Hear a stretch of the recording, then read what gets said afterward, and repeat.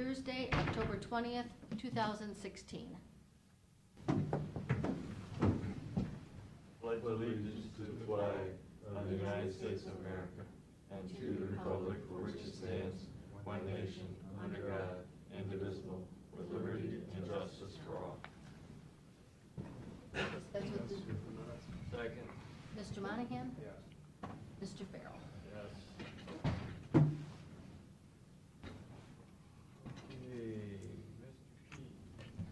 Mr. Key. Okay,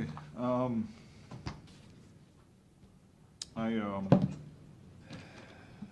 got the latest sales tax data, prepared a report, put it in your boxes. A little disappointing.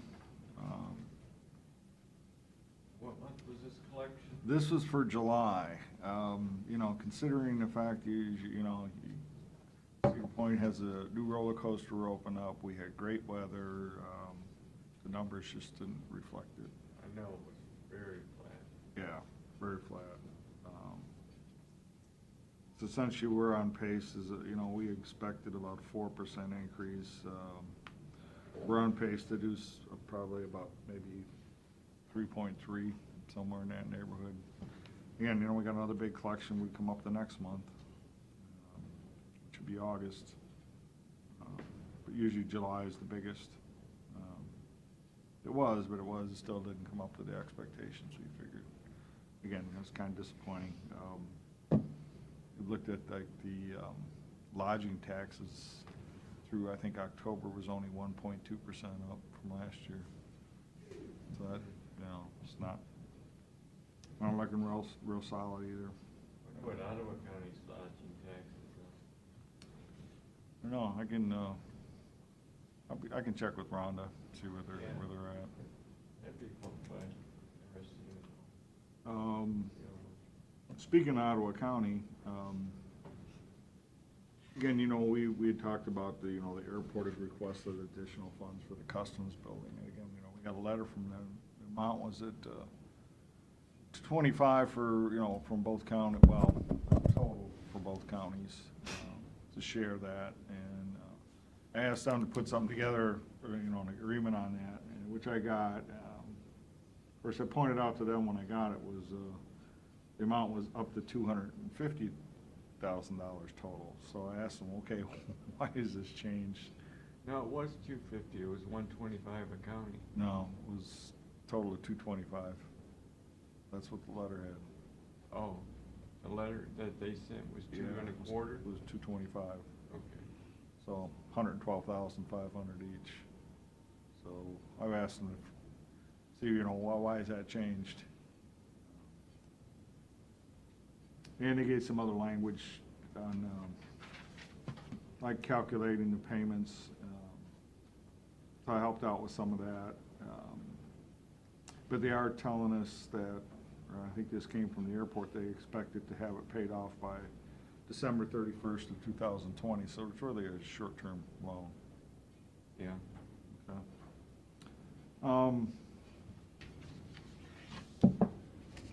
It's probably a little, I know this was put in for next year's budget, but, I've had at least one commissioner approach me about the passenger van that the Meadows uses, actually their minivan. They put in for 2017, but just wonder if we want to consider replacing it early, and we want to take it out of some of our funds, like out of the sunset sales tax monies. That's a real bad one? Yeah, it's a 2008. It's got between 125 and 130,000 miles on it. And I'll talk to our mechanic. He says it's the worst vehicle we got in our fleet. Who was the one that was gonna give us one, though? That was MRD, that was Board of DD, but that was one of the great big vans, not just a minivan. But you could use that, it's not that big. Yeah. It's free. Talking to Lori that, their people don't like driving that bigger vehicle, and it's usually just one or two people that they're taking at a time. But that's what Prob uses, that's what Park Place uses, that's what Concord uses. All of them have those, because they have to have the wheelchair lift in. Mm-hmm. Well, this minivan's got a wheelchair lift. I know, but if we got one for free, sounds a lot better than one you have to pay for. Is it still available? I would have to check with DD. I mean, it was in good shape, I think low miles. Mm-hmm. It's like 30,000 miles or something. They don't use it anymore, right? Remember this story? Yeah, if they didn't get rid of it. I could talk to Carrie, you can talk to Carrie about it, All right. you know.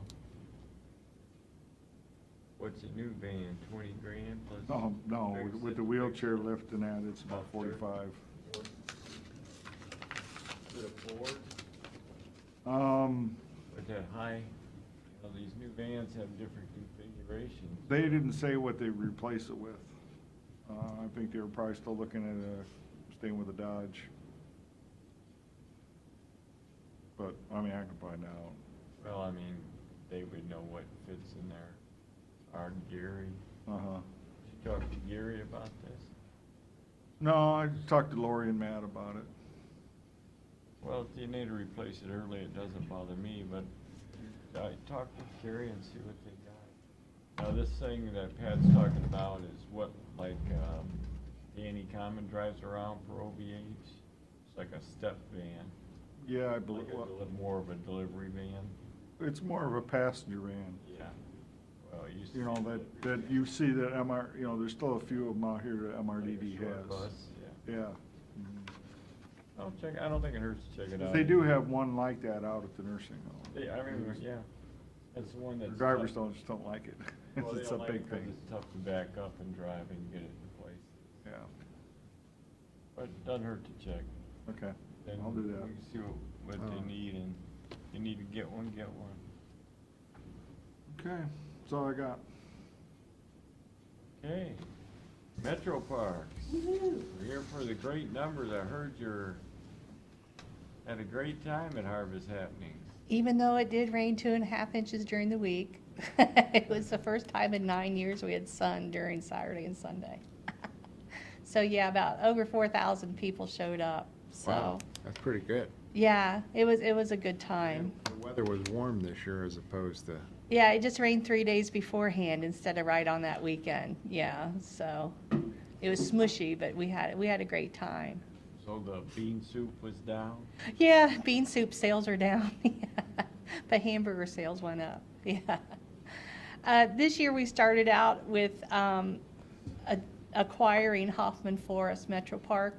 We now have a deed to that. It's a 40-acre park that we had a lease on for 25 years that expired, and now we got to purchase it outright. And that was with all grant money. We didn't take any money from our general fund. So our Friends of Erie Metro Park adopted that park so we could have the Go Take a Hike kickoff there. And that was in September. We built these steps there. That used to just be a muddy hill that you kind of slid down and went across Old Woman's Creek and then went up. And now there are steps down and steps up. That's about a $30,000 project that we put into there. The trails were upgraded, and we had a bridge that would wash out every time it rained, and we had an Eagle Scout put the bridge in a more secure place out there too. So if you ever get a chance to go out to Huff Road, that's where Hoffman Forest is. What is it, Huff Road? Huff Road, East Sandusky Bay, we put out 16 buoys out there this year to try to protect the south side of the Putnam Marsh. And then the Erie Metro's live steamers put in a bridge in what they're calling Phase 2. They went through some of the forested area this year, and I have a real little video of that when this is all done. did that airboat cause some problems back there? I know, we had a lot of wildlife behind us, which really is contingent with back Yeah. in the bay there. And as soon as that airboat came, I mean, we had eagles back there and we had swans back there, and all of a sudden they disappeared for about 3 months. when Yeah, that- they're kind of migrating down to Sheldon's Marsh to stay away from the sound and from the activity that's kind of being created back there. But I mean, I'd been kind of working on what we could do, because if it's water back there, then he can navigate back there. So we put up the buoys to try to make some protection from people who will respect the preserve section back there. At Osborne Metro Park, which will be the park that the Friends of Erie Metro Park adopts in 2017, we put in several new items. We have Harmony Place, which are different music equipments that stay outside all the time. This is actually an inclusive playground. It's actually kind of designed for the autistic. So if you come through, it's really neat. They're not little, you can see the xylophones and things on the right-hand side of the picture. They're not little tinky-tink, little, like, little xylophones. They're actually, they have a really nice tone to them. And that area is going to get benches put in, and it's going to be, it's kind of a natural little amphitheater. In the back, on the building side of that picture, you can see a cement pad. We'll have programs there, and then there'll be log benches between the building and on the green space. So that's going to be a nice improvement in 2017. We put out more interpretive signage. The Northwood Trail got paved because it had tree damage. Remember last year when it rained so much that actual large trees were just falling over because the ground was so saturated? A lot of the Northwoods Trail got taken up, and it's an asphalted trail, so we got insurance money to put that all back. So it's new and improved. And we'll have agility equipment in the dog park. It's a doggy playground in the dog park. It's out there right now. So, and next year we'll have our kids' nature forest is going to get revamped. At Harvest Happenings, we had about 4,200 people. We had 430 kids go through nature camps in June and July. And January through September, as of January through September, we've had 462 programs and events for over 18,000 people. In 2017, Osborne will be our featured park. The Children's Forest will get a revamping. We hope to clear out what we lovingly call the pig barn and make it an indoor archery range.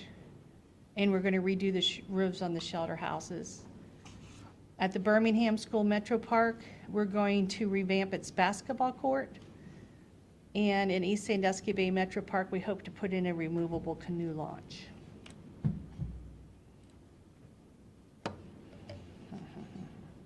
Are these big kayaks or actually canoes? They're multi-purpose for one and for the other one. So I'd like to show you this video, if it works here. This is what the Erie Metro Live Steamers, that they are a partner of us.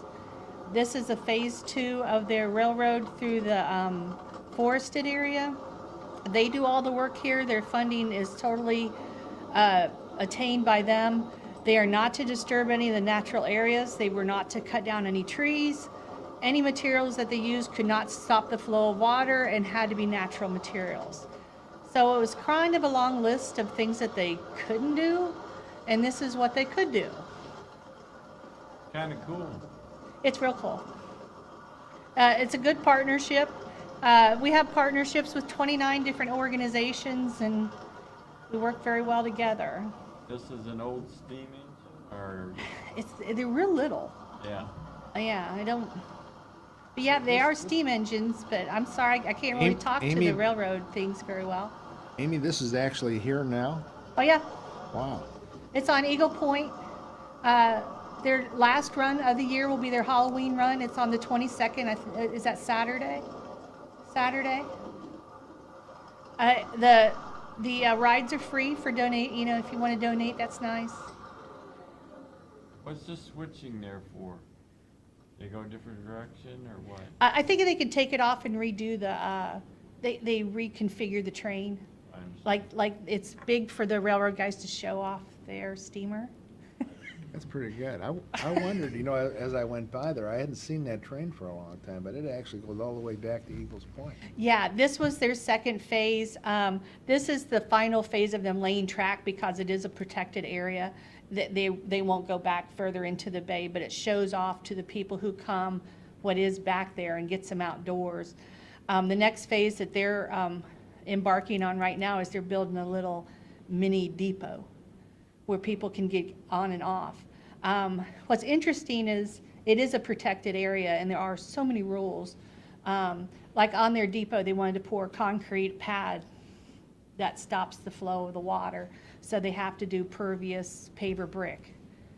It's Dave Foster is my liaison to that group, and we just go back and forth all the time, and he's like, well, I need to put a bridge here. I'm like, you can't. That's the flow of water. You can put a bridge over it. You can't go. You can't. We just couldn't mess with Mother Nature and in the protection of that area. So, but they've done a great job. Wow, that's pretty good. It took a little adjustment period, but they've done a great job.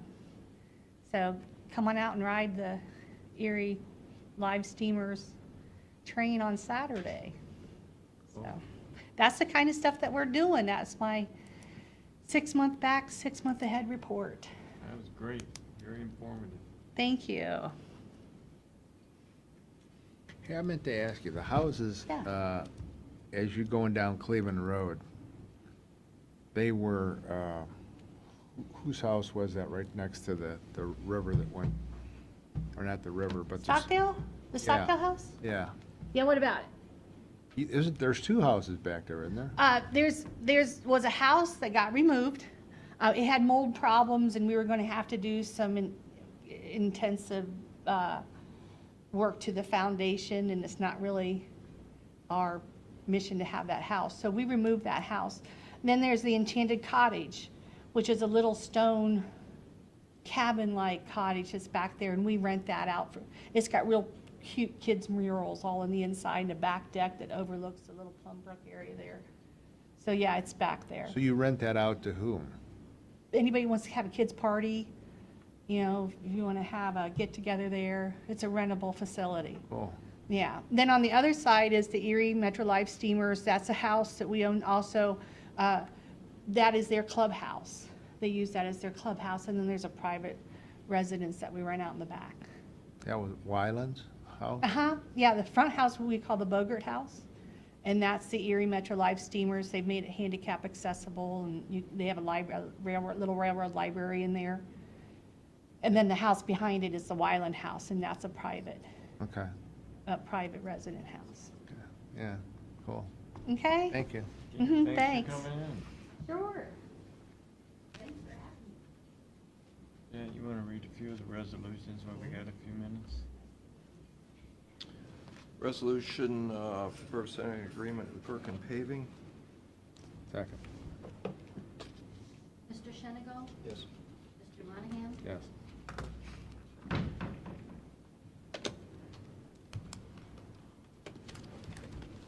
Mr. Farrell? Yes. Resolution for the purpose of any agreement with AT&T. Second. Mr. Shenigo? Yes. Mr. Monahan? Yes. Mr. Farrell? Yes. Resolution authorizing the county auditor to make budget modifications. This is Bayview Sewer. Second. Mr. Shenigo? Yes. Mr. Monahan? Yes. Mr. Farrell? Yes. No word yet on the deducts on that yet? Credits? No, they're not gonna put it, they're not gonna, we did some with their change order number 5. There was some in there. It's not on there. There's no copy of it behind it. Well, we approved that, I think, last week or the week before. And Oh, that- yeah, the one I asked you about, that. Yeah, they had some in there. Yeah, not much. But they're not gonna do the rest of them until they're all done with the project.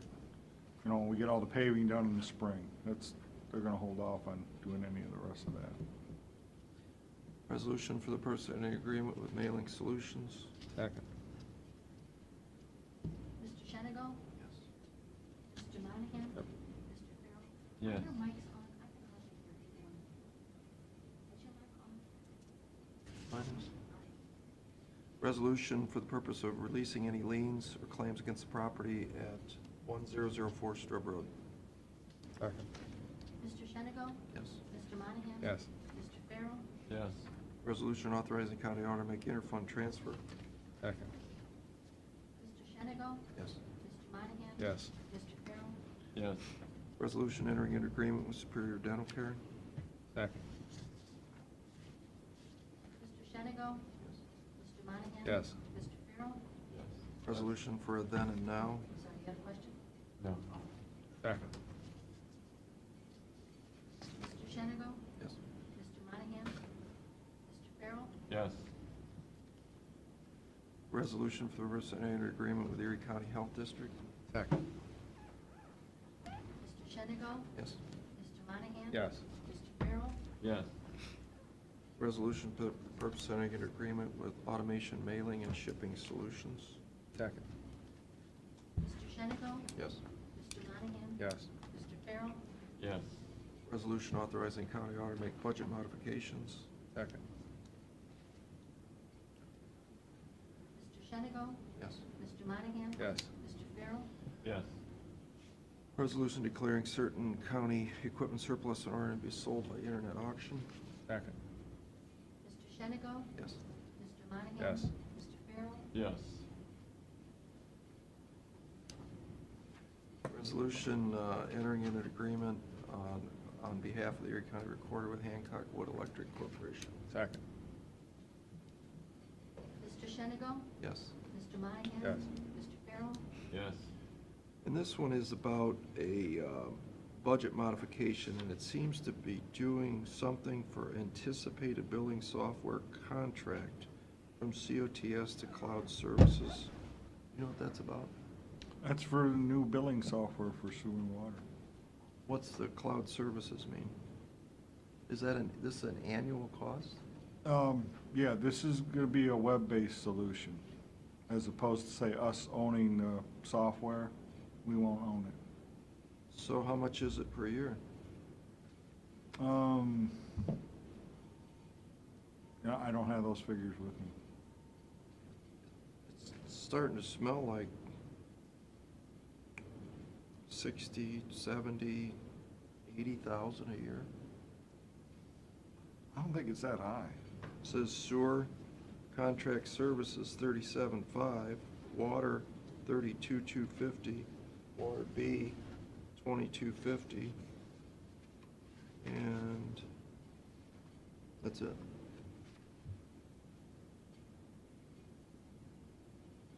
Call Pete Okay, Jackson real quick. We can get an answer. okay. That's the cloud that everybody's got now? I think mine's $8.95 a month.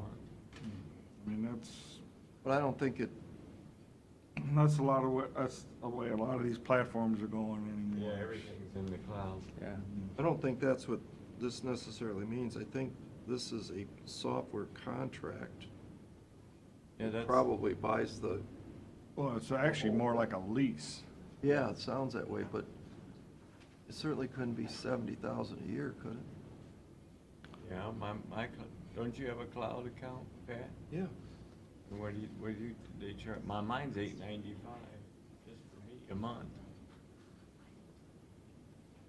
Right, but this is 60,000. Well, I imagine for that much data for all those customers. I don't know, he'll call Peter Jackson, we'll find out. Okay. And then, if you agree, cancel the following meetings by motion, the Monday the 7th, 14th, 24th, and 28th. Second. Mr. Shenigo? Yes. Mr. Monahan? Yes. Mr. Farrell? Yes. I never use my cloud account, I don't have anything in it. But I mean, if you got an iPhone, you've got, Yeah, iPhone is included. yeah, iPhone, it's there. Sure. That was it? Didn't we have some other Mondays and things? Are we done with the resolution? Yes. We canceled all the Mondays but one, and we canceled the And Thanksgiving we're gonna have a Thursday. meeting that Monday of the Thanksgiving? Good.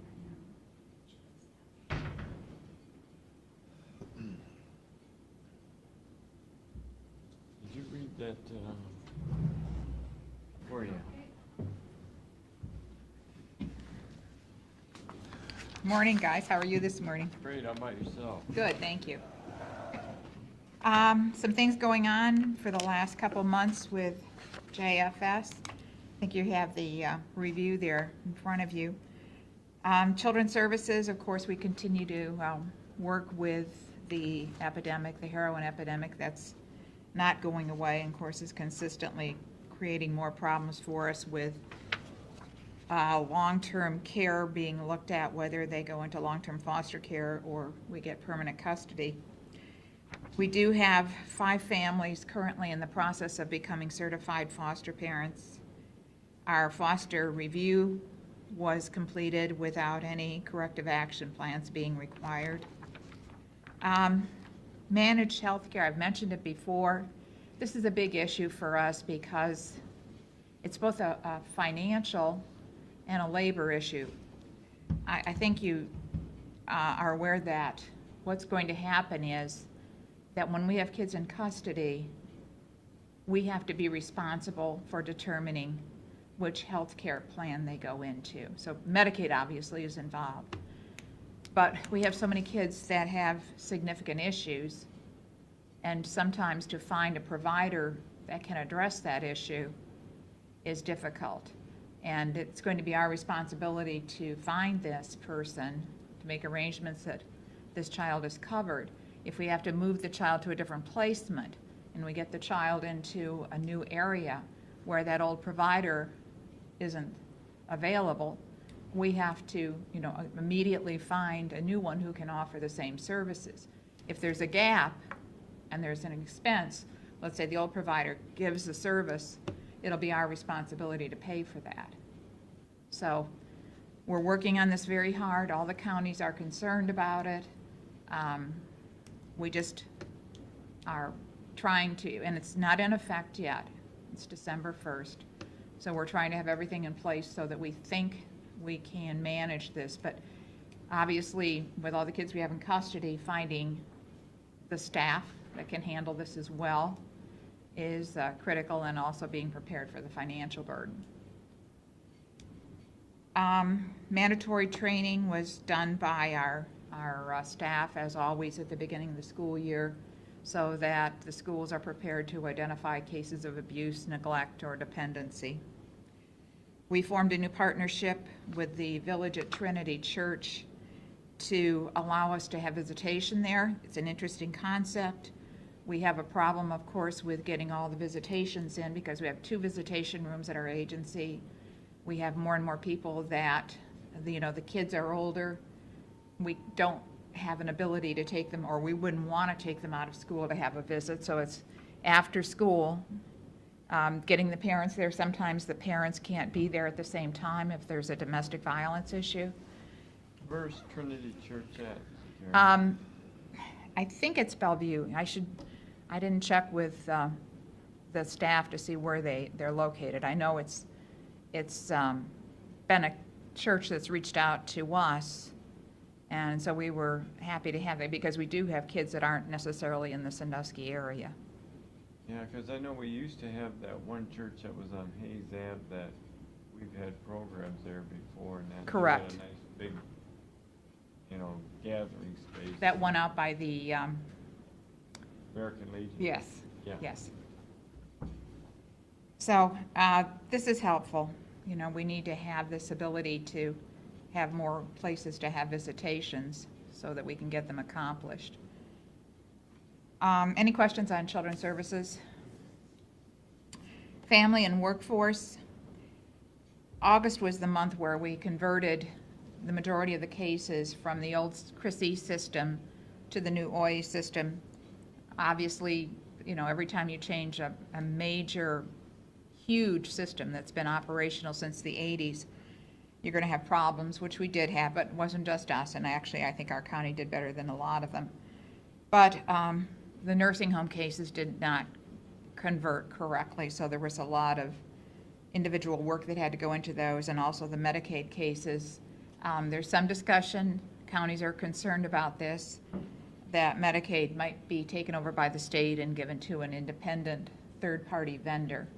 I think there are some counties that see this as a positive, it's one less thing for us to have to deal with. But on the other hand, we look at every time something's taken over by the state, it becomes more difficult to give the kind of service to the local population that you'd like to see. It's ironic that more and more the state is looking at people going online, and yet a lot of the people that we deal with in that area of our agency really aren't necessarily computer literate or have easy access to computers. So it's a frustration for us. That unit still managed to maintain a 95% timeliness rate for food stamps. Daycare unit, we're trying to move some things around because of the comprehensive case management that was begun July 1st. And one of the barriers that's often recognized is that people don't have daycare. You get a job lined up, but you've got to have daycare. And by moving the daycare unit into the OMJ section, when somebody comes in and that's identified as a barrier, we can deal with it quickly and we can expedite getting daycare for them so they can take that job. Can I ask a question? Surely. Do you know any reason why the Y got rid of their daycare? I heard it was financial. I don't know that that's the exact reason. That's what I heard. And how long, when do you drop off the rolls for assistance? What's the time period that if you don't have a Depends job? on what kind of assistance you're talking about. Well, like food stamps, for instance. There's no, Nothing. Housing.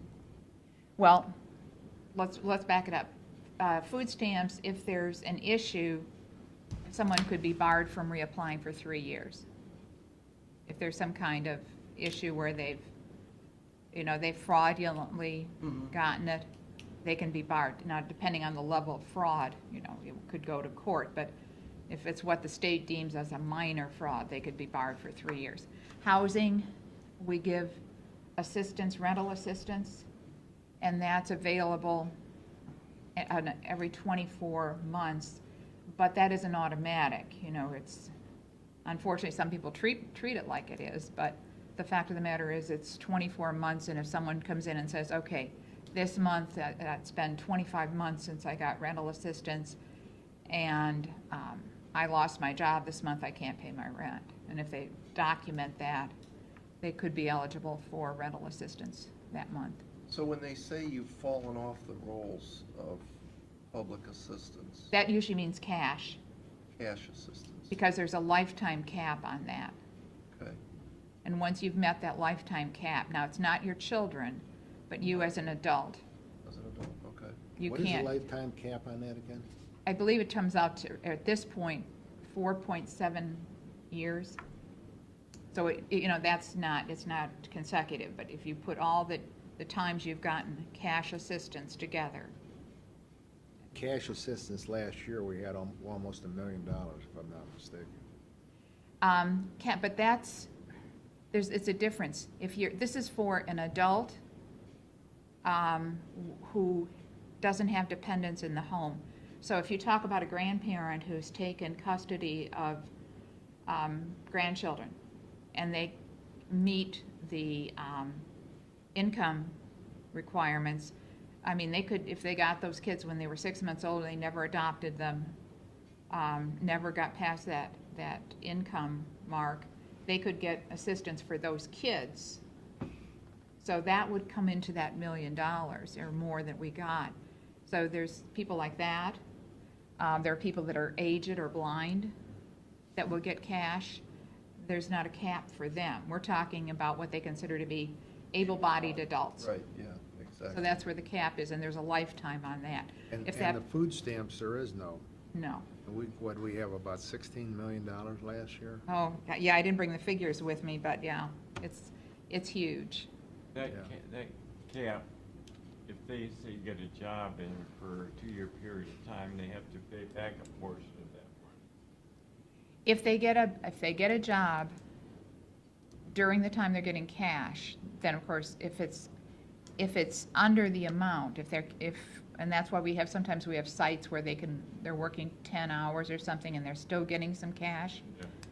That goes towards their cap. Yeah. So, yeah, so there are another number of situations where somebody might be getting cash, but the one where it's a lifetime is really where the government views it as this person should be working. There's not a reason why they should be able to be on forever. Healthy body, able. Right. They should be working. Right, exactly. Any other questions on that? No, I don't. You're right. Social Security and the local Social Security office and our agency have always had a really good relationship. They work very well together. And we had an exchange. There have been some new people come into our agency, some new people that had come into Social Security. So we did an exchange of information. So they did a presentation at our agency. We did a presentation there. We're also working with Sandusky City Schools with Dr. Sanders, who was presenting at our agency on this Compass School project, and did some presentations with parents in the evening at our agency. I think you're probably aware that every time anybody comes in for any kind of assistance, from food stamps on up, we're required to hand them a voter registration form. Yes, we are. And that's a federal rule. So interestingly, during September, we had 225 new voter registration forms completed, and we're not only required to hand them out, but we also have to collect them if they want to leave them at the agency. And then we are required to take them to the election board. And we had one person resign in the nursing home group, and an internal applicant successfully bid for that position. Ohio Means Jobs, obviously our focus right now is on this comprehensive case management. A lot of the money that's coming in through the agency for that unit is coming in for that particular project. A lot of training going on. It's something like managed care, where we've got to make sure the staff really understands it and what the parameters are. We are planning a job fair. We do that every year. The difference is this year, we've gotten a new group. It's called the Business Service Team, and it's really a number of us who have gotten together and said, why be competing with one another? Let's pool our efforts and our money. So the 2017 job fair is going to be called the North Coast Career Expo. It's going to be held in March. And we're actually going to be moving it to Lyman Harbor. So they offered us We did. That's done? Yep, it just got done last week. Not at Kalahari then? No, Kalahari was giving us issues. We've had some issues now with Kalahari with even some employment problems. So Lyman Harbor gave us a very attractive package. It's actually a pretty good location for a lot of the people that are looking for jobs, because it is right there on First Street. So it's easier for people to get there. It's a transit stop. They're allowing us to have food. Kalahari would not allow us to bring food in unless it was from them. They're allowing us to have Dress for Success room so that applicants can go in and, we can have some people there that'll make sure they're properly groomed, and we have a little more ability we'll have computers there. So they did a nice job for us. Hopefully it'll be successful. The parking over at Lyman Harbor's probably gonna be a problem, though. if you have I a- think the only thing we're hoping is that because it's spread out over 3 hours, that, there'll be enough in and out and I agree with you there. Usually, they're pretty How many good. people did you have last year, though? Oh, that was the problem, because last year, when we have to make this date so far in advance, we didn't realize we were setting it up for the same week as spring break. And we did not have a good turnout. We did not have a good turnout at all. The people looking for jobs are down in Florida on spring break? Panama City. Yes, that's it, exactly. Got it. Oh, But I think it was that the kids are out, we want to do something, or it just didn't go over well. And that's why plus I think there were several job fairs within a period of time, and they do all draw or lose out. So, When I was out there the year before, you had a big crowd. yeah, we did. We had a very big crowd that year, and it was well attended by both employers and job seekers. So we're hoping we do well this year by having this combination. Goodwill's going to do a lot of the advertising for us. They're going to pick up that part of it.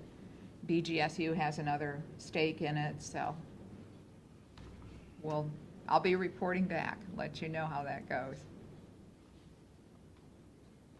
There's a new program at Sandusky Artisans. Of course, we really, appreciate all the work they do. And Mary Beth Wade Jones has a new program helping people with the comorbidity of mental illness and addiction to obtain and maintain employment. So our job store is working with them as well. We're seeing definitely a seasonal decline in the number of jobs available. There might start to be somewhat of an uptick with Christmas hiring. But, we've got a lot of the people that were here working in the summer have left. They're not necessarily unemployed because they're not necessarily staying in the area. But we certainly don't see the number of jobs out there that we had. We're still doing an average of 8 workshops a week at the agency, foot traffic of about 145 people a week. Child support, for the first time, and I think I mentioned this before, we're at a 100% rate in establishing paternity in Erie County. That doesn't mean that every child has an established father, but anybody who's either getting benefits or who has applied for services at our agency in identifying paternity, that's been met. When they do that DNA for something like that, is that DNA kept on record, like Yes.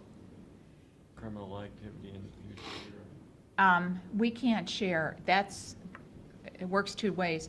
If somebody has DNA testing done at a prison and they sign off, that DNA can be used to establish paternity, but they have to be willing to sign off. Any DNA testing that we do to establish paternity cannot, even if somebody would sign off, cannot be released to law enforcement. Okay. So it's more restricted. The state has a new contract. They're using a different testing lab. So it's more convenient for us because we've always had to have a witness present when we do the testing to sign off on. Now there's no witness required. Whoever does the testing acts as the witness. Of course, when we do it, and I do it, we have a phlebotomist that comes in. A couple of the other supervisors will do it as well. We have to do fingerprints. We take a photo. We have a lot of documentation. Make sure the chain of command is preserved. So the need to not have a witness anymore will allow us to get a few more done and less involvement of our labor staff. We presented at the Findlay Attorney Networking. We talked about the use of social media. So I was there, and fortunately we had some interesting examples from our cases of the use of social media in child support cases. We're working here at this building. We're kind of on a hiatus now because of the election going on. They need to have those areas preserved down below. But after Thanksgiving, we're going to get back in and get rid of all those files that have been cluttering forever, get rid of the tax information in them, and then whatever we need to keep, we'll be able to put into our closed file room.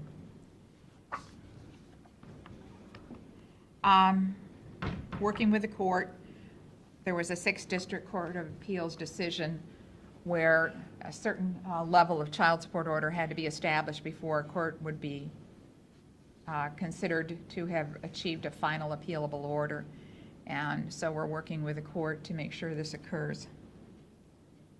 Fiscal review of 40 cases was completed with a perfect score. Our contract with the hearing officer was completed and approved by the state. Deb Hare, our fiscal director, is one of only 25 applicants statewide to be part of the inaugural fiscal certification program, so she's been attending those. Labor and Management, our cell phone policy committee was finalized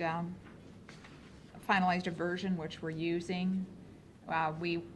If we follow the personnel policy, it's very stringent, the county personnel policy. And we have to allow for some use of cell phones inside the building. And by having a committee, what we wanted to make it clear was, you can't bring cell phones into a meeting.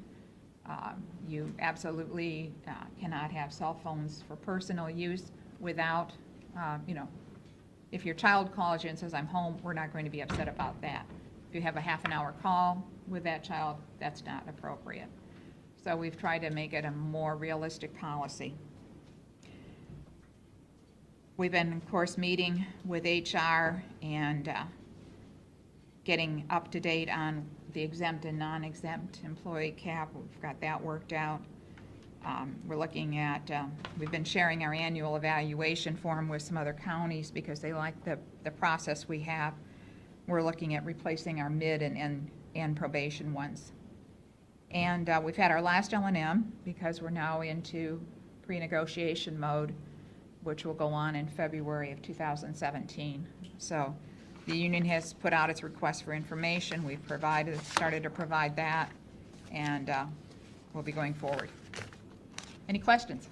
How many caseworkers, or how many cases do your caseworkers have in children's services? In Children's Services, they're averaging now, I think, 15. 15? What was it? It was way over that before, wasn't it? There was a time when it was very high. The recommended amount by the state is between 10 and 12, depending on the nature of the cases. So we're over, but I think just about every county is suffering that same. I remembered it was over 20 at one time. I believe it was. Yeah, okay. Okay. Any other questions? Very Thank good. you.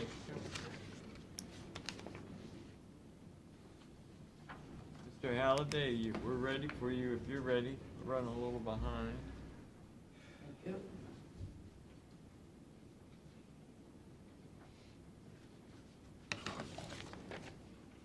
If I may, ladies and gentlemen, I'd like to talk to you about the Mental Health and Recovery Board levy, which is issue number 16, this coming November 8th in Erie County. What number is it? Issue 6? Issue number 16 in Erie County, number 17 in Ottawa County. It shows that, once again, Erie County is a little bit ahead of some of its neighbors. This is a 0.7 mil 10-year renewal levy. It means no new taxes for anyone from this. This is a renewal. Furthermore, if we pass this levy now, instead of sometime next year, which we could, we would not receive the benefit of a state subsidy on this renewal levy. So I think that's, although it's only about 10%, if 10%, if you can say only about any amount of money, if we delayed for any reason, we would not get that state subsidy. That's why we decided to go on this year rather than sometime next year. The cost to the owner of a $100,000 home would be $21.44 a year, or about $1.79 per month. Again, because of this renewal issue, the passage will not raise your taxes at all.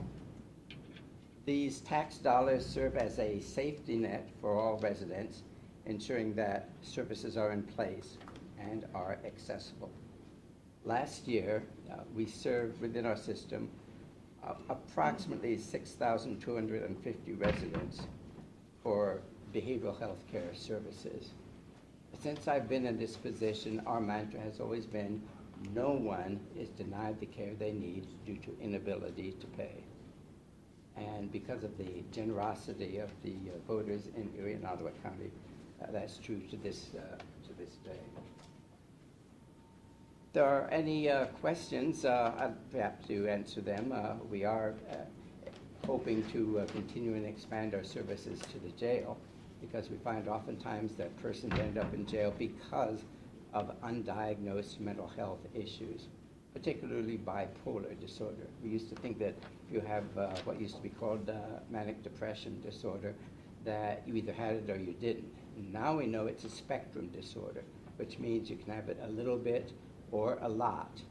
And if you have it a little bit, your skills in life are more difficult to maintain and sometimes do not serve as well as some other behaviors would do. But that's also true of people in the criminal justice system.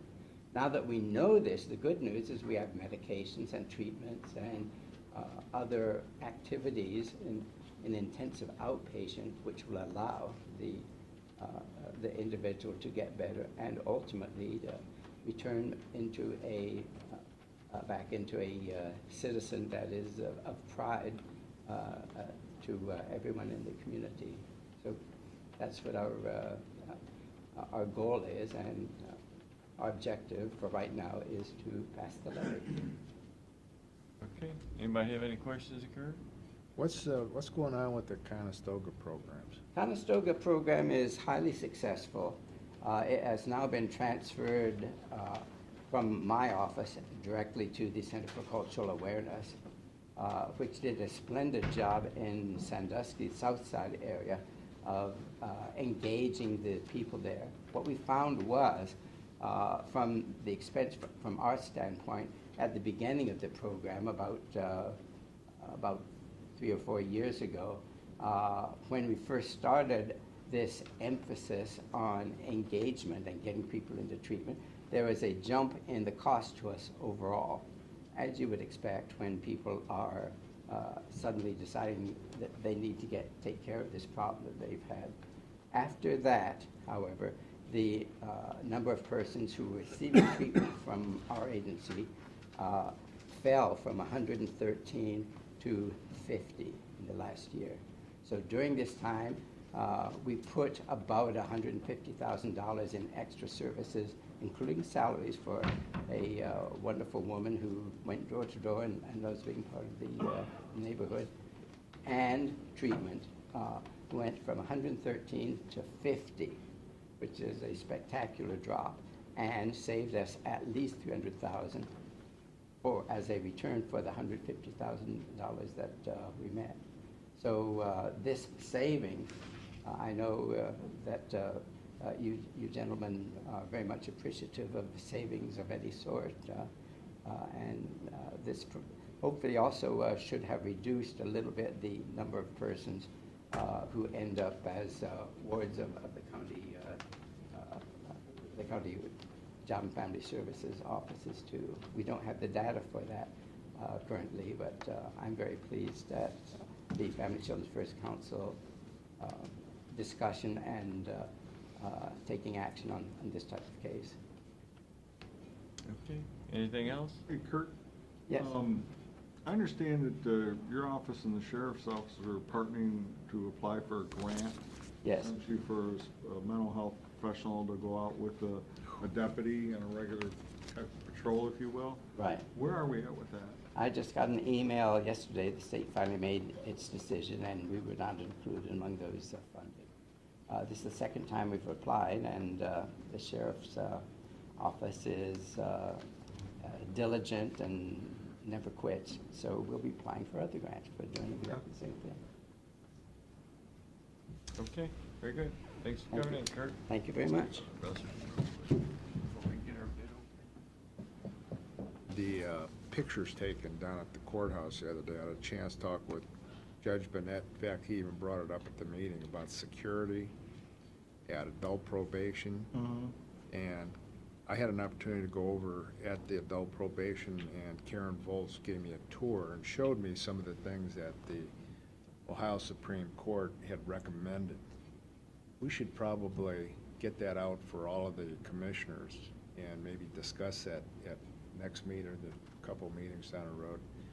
So, I mean, they have some valid points, and you know, if you have an opportunity to go through that adult probation, you can see what some of their concerns are. Yeah, I've actually forwarded that on to Gary Will now, and he actually had gotten a copy of that earlier. Did he? I Okay. think some of the things are not, are very doable. not too much cost. But as far as like the issue about some of the windows, well, that would be pretty darn expensive.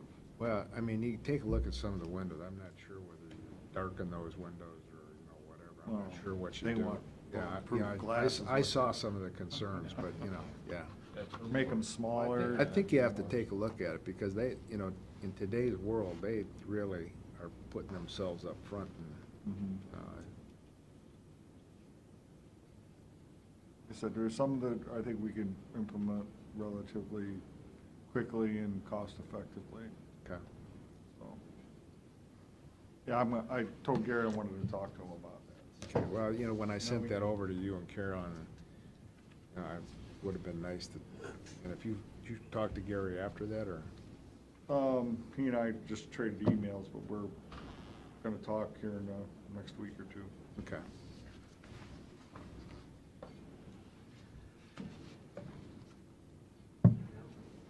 All right, Leah, you're on. We have 6 bids for the Bayview Water System improvements.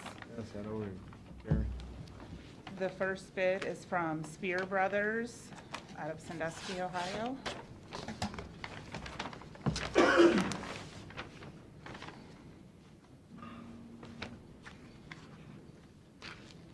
And the bid guarantee and contract bond is present.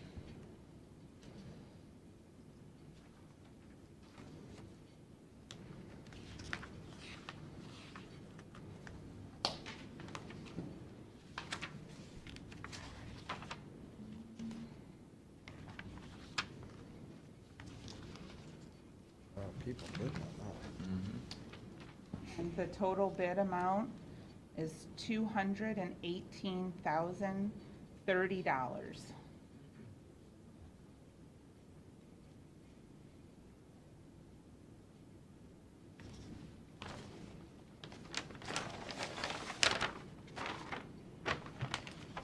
And the second bid is from Underground Utilities from Monroeville, Ohio.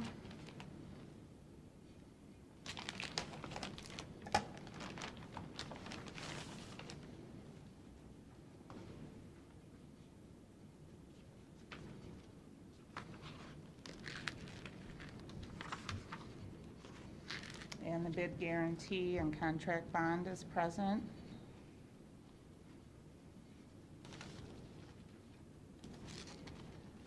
The bid amount is $221,406.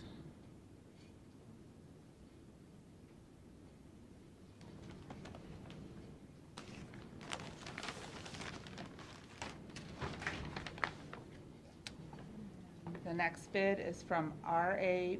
Boris Excavating from Monroeville, Ohio.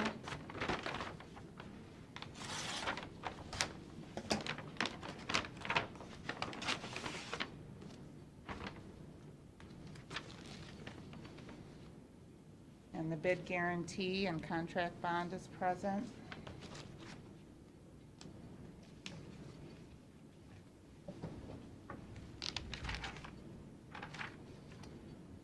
And the total bid amount is $186,184.40.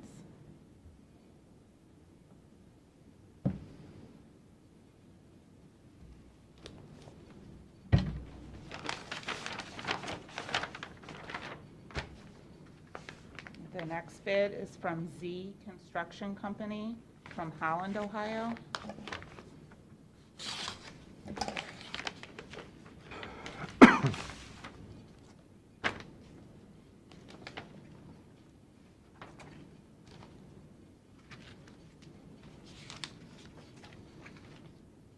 And the bid guarantee and contract bond is present.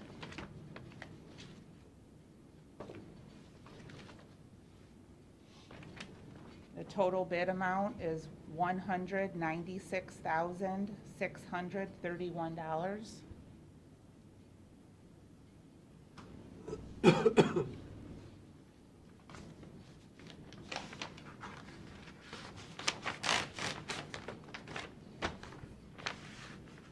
The next bid is from Buckeye Excavating and Construction from Norwalk, Ohio.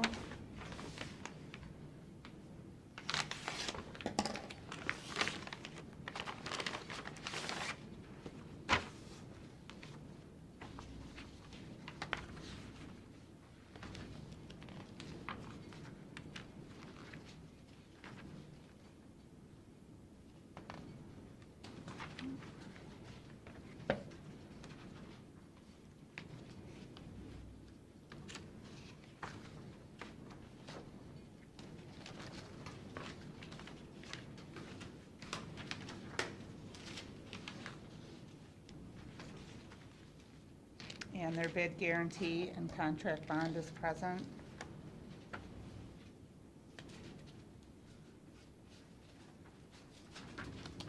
The total bid amount is $192,656.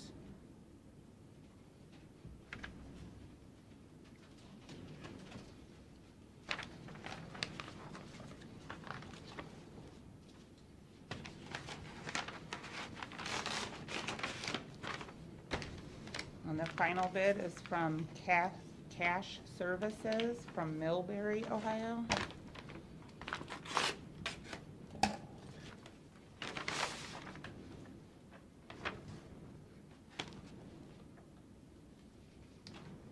And their bid bond is present.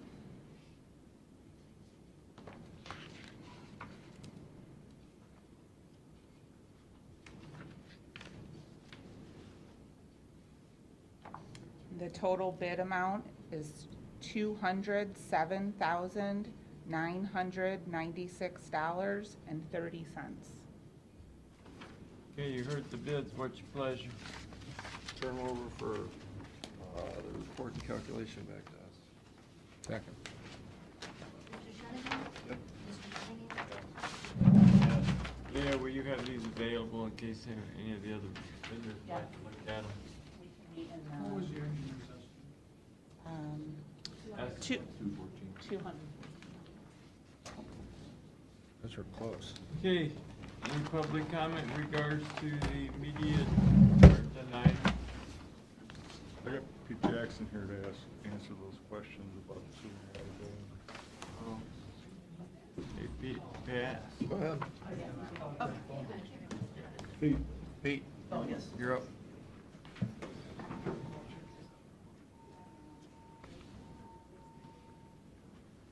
There What was you a got? question on the, value on the clouds for the different districts. I'm sorry? Contract. The 60 grand, what's Right. this for?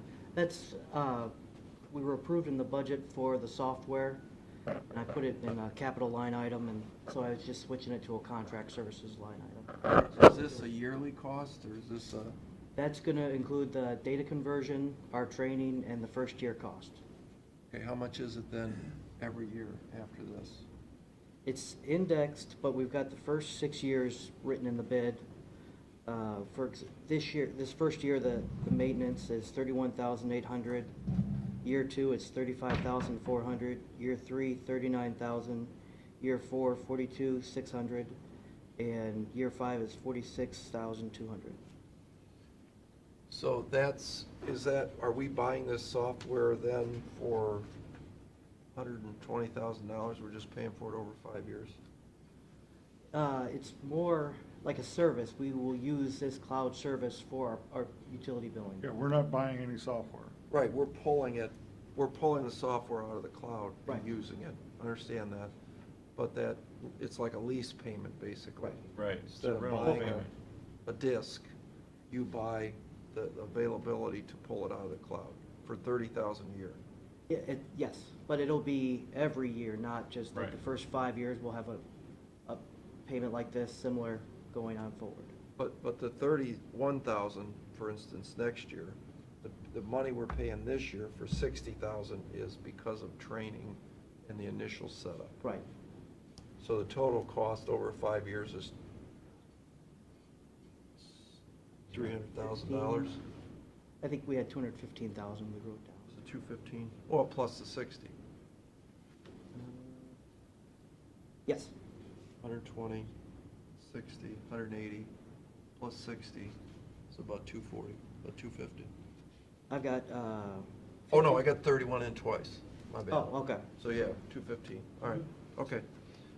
So resolution of the board authorizing county auditor to make budget modifications regarding what we just talked about. Second.